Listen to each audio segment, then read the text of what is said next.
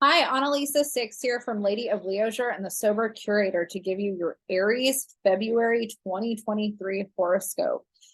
I hope January was okay for you. I think January has been a pretty difficult month for most people, at least the first part of January. So hopefully you watched the February 2023 synopsis and breakdown because it kind of gives a good general breakdown in terms of what's going on this month. But I'll go ahead and just talk about what's going on for you.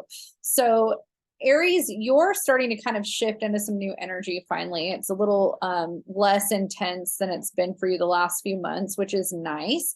Venus has entered your 12th house and is in the sign of Pisces. This is for the Aries horoscope. So obviously personal charts, it's different, but for horoscopes, Venus is there. And this is a really powerful time for you to start getting serious about whatever your vision is for your future. So Venus in Pisces, it's exalted. It's the energy of the dreamer, the visionary, the manifester, the poet, the artist, the musician. And when it's in this area, our dreams get enhanced quite a bit. And it's a really good time for dream journaling. Since I do write for the Sober Curator, and this is going to be featured on the Sober Curator as well, I do want to talk about the influence that Venus in this area of the chart can have for those in recovery. And Pisces is the energy that rules alcohol. It's the energy that causes us to want to escape reality.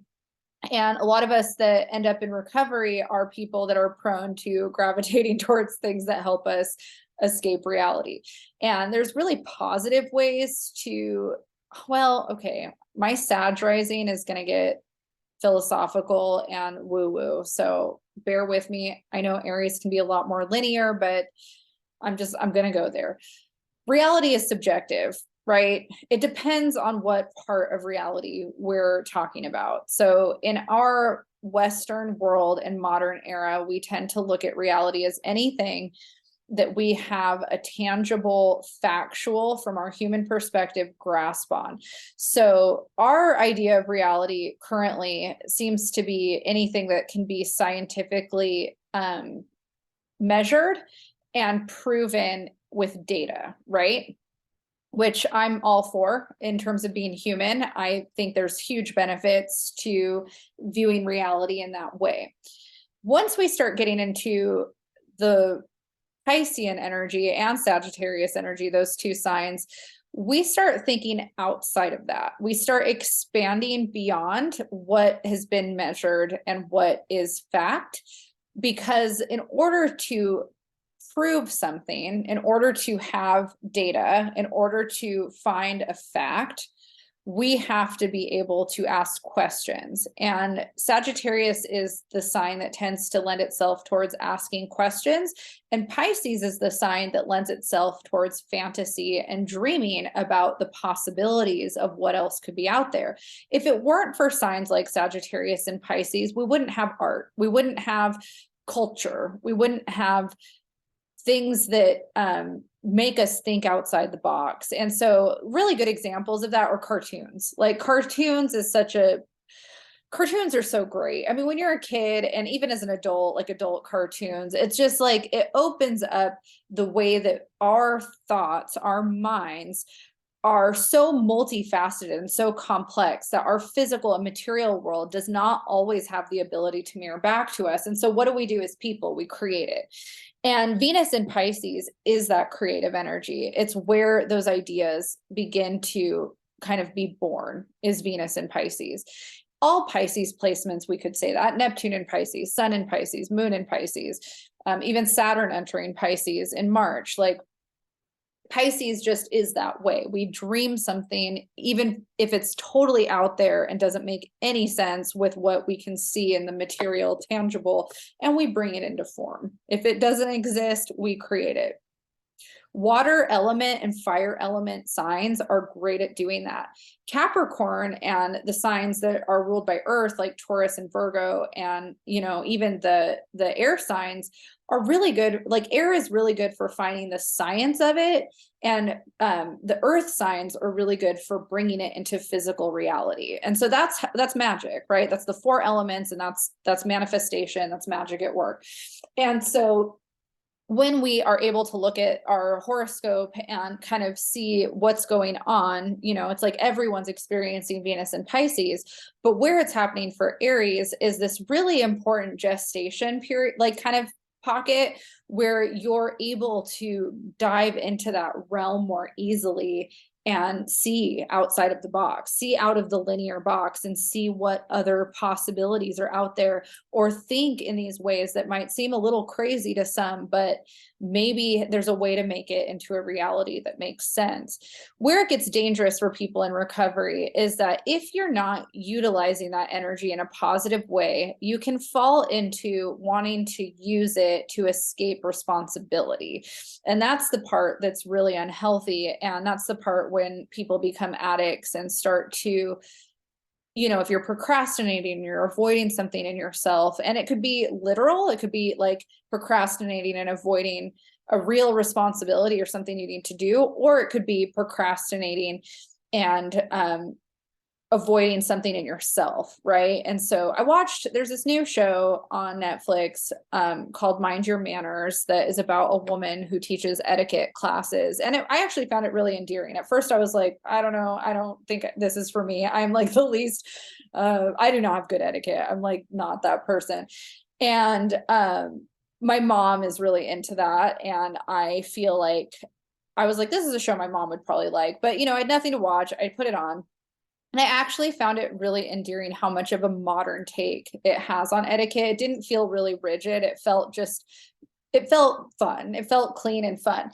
And there was one woman in the last episode that was on there, and she dressed in this really kind of young, youthful, teenagery kind of out there way, but she was 39 years old. And of course, this woman signed up to be on a show about like etiquette, and etiquette has very specific rules. So I don't necessarily agree that a 39-year-old woman can't dress like she's 15 if she wants to, sure. But if you're going to sign up for an etiquette class, they're probably going to teach you to act and dress more your age, right?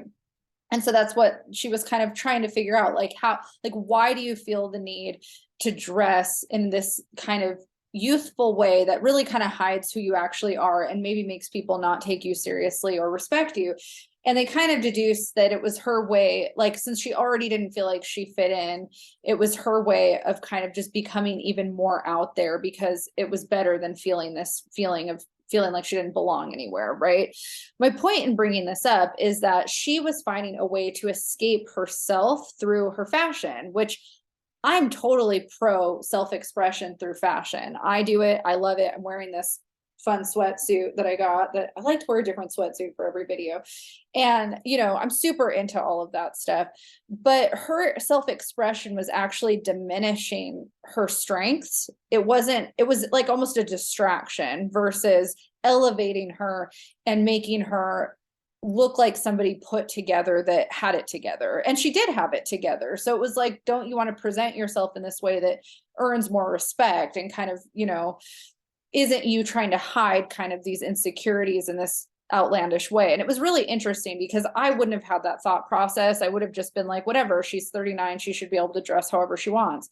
And instead, I kind of was like, wow, that's really profound, the deeper stuff that was going on. And so that's what I'm talking about with escapism in a sign like Venus and Pisces. Is a great time for us to creatively explore ourselves. It's also a great time to work on ourselves and find ways to express ourselves that isn't about escaping ourselves. It's about recreating ourselves in a way that is empowering and in alignment with who we are.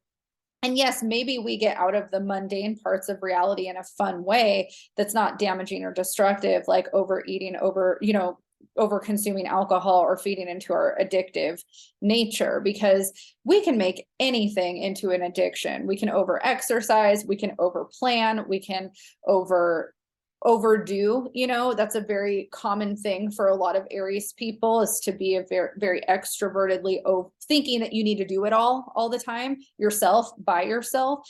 And Pisces is also prone to overdoing in different ways, but it can be a really good time for self-expression, creative expression, and spiritual work, deeper work, subconscious work. and finding ways to connect with yourself and heal that and kind of work more self-care into your life. And then your expression or your escapism isn't coming from this place of lack or insecurity. It's coming from a confident place that is empowering and uplifting. And Venus in Pisces is a good fortune placement. That's what it's there to do. So having that placement there and going through that area of the chart, you're going to be feeling a big influence of that energy over the first half of February. That's why I'm talking about it a lot.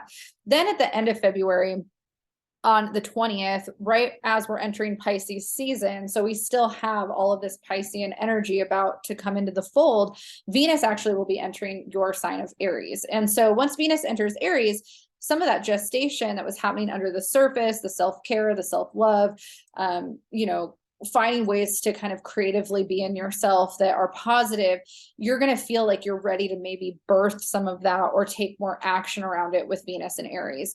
Venus and Aries is said to be a little bit more self-oriented and self-love focused. It can come off at times to others as being selfish. And so depending on your situation, you may have to communicate to people around you that you want to be alone or need more autonomy, or that you're working on creating more self-love from a place from within rather than from out here.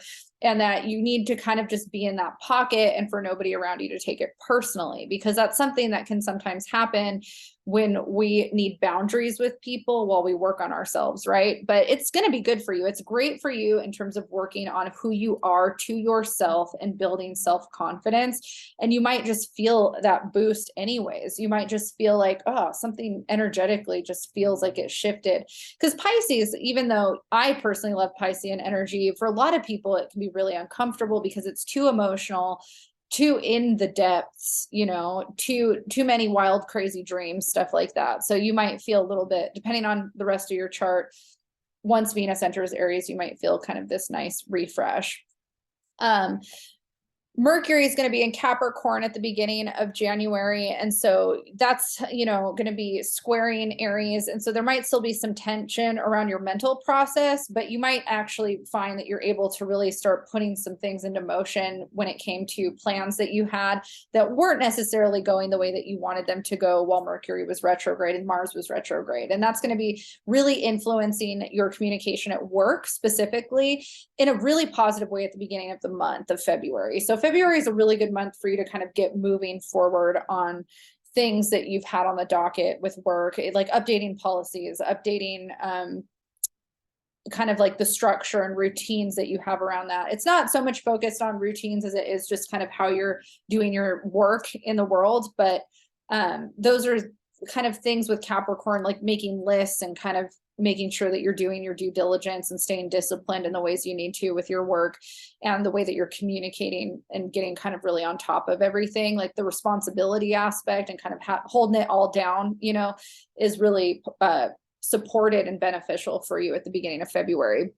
Mercury is going to enter Aquarius on the 11th and shift into an area that has more to do with your social life. And so the last half of February, you're definitely going to be feeling a lot more social energy. It's a great time for networking too. So you've been doing all this stuff in the background with your work life and kind of really focusing on honing that in during the retrograde. And then you're going to get this opportunity to really kind of be a part of your community and talk about what you're doing and network, or even just have fun and socialize. So that's also a really good energy for you that's going to be lasting through February. Mars is still going to be making its way through Gemini, but it's not retrograde anymore. So if you were having any conflict or misunderstandings with communication, February might be a month where you really start to work on moving forward in that way with people. So there might be some breakthroughs with certain relationship dynamics that you've been in, and having more honest conversations about what needs to happen. Mars and Mercury are going to be making an aspect to each other around the 19th and 20th. It's basically like the 19th, 20th, 21st, like that whole week. Mars and Mercury are going to be making a trine. And so the fact that that's hitting in your area of communication and your social area, it's possible that you need to have some honest conversations with some friends, and that maybe your assertiveness could come off the wrong way just because you're an Aries, I know. But you want to be mindful in those conversations to still be empathic and take other people's feelings into account, especially since it's going to be Pisces season and we're going to have a new moon in Pisces around that time that I'll get into in a second. So it's just important to be mindful with your words still, but that you still want to have the conversations. It's still good to be confrontational about things that you need to talk about, honestly. Just try to be empathic and not super reactive, which can be hard for Aries.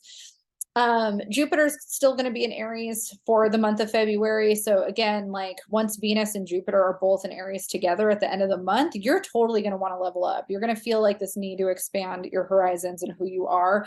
Again, the greater benefic and the lesser benefic being together in your house of identity, you have a lot of potential to do the flight of Icarus thing where you're feeling good and you want to push it.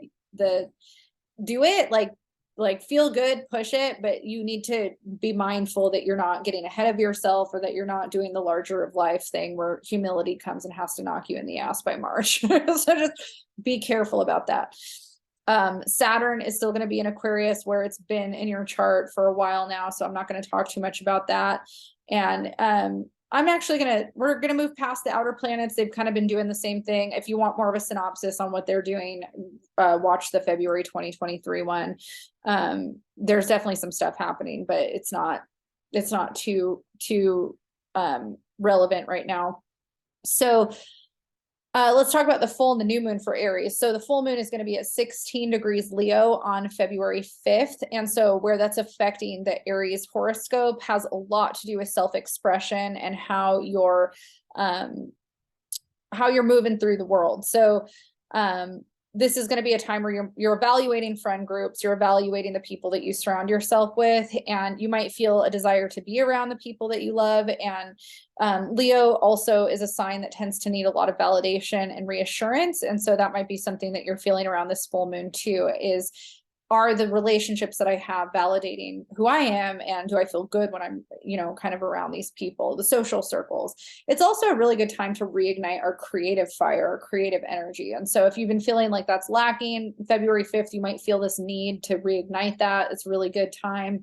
We also tend to want to be more romantic when the moon is in Leo in this area of the chart. And so you might feel a need to connect in a pleasurable way to a romantic partner, or just cultivate some kind of joy in your life in a way that is positive for you. Leo and Aquarius love to have fun. They're all about joy. And so since this is hitting in the Aries chart in those areas that have to do with, spending time with friends and self-expression creatively, that's a really good thing for you to set into motion on the 5th, if that's something that you've been working on in yourself.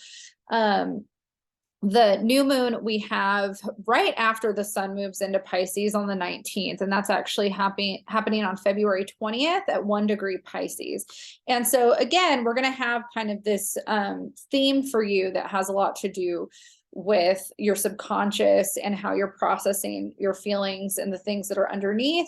And similar to what I said in the February synopsis of the astrology for the month, it's a really good day for self-care. There's definitely a check yourself before you wreck yourself with communication stuff, and setting intentions around the way that you care for yourself. And just some of those Venus and Aries themes that I talked about earlier are going to be really poignant for you on the new moon.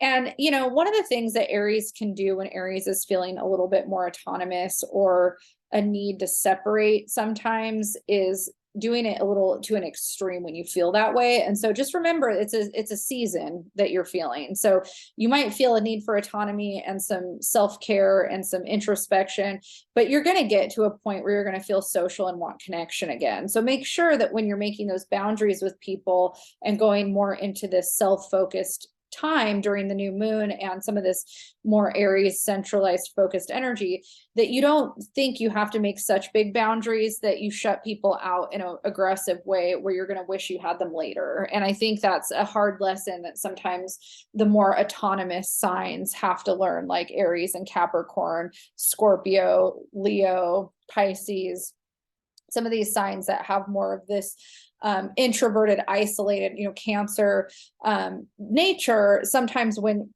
we're feeling the need to really pull back and isolate, just let people know, just be like, I need some alone time right now. And it's nothing to do with you. It's just me. I just need some self-care and I'll be back. You know, I'm going to go fill my cup. And when I'm done filling my cup, I'm ready to hang out.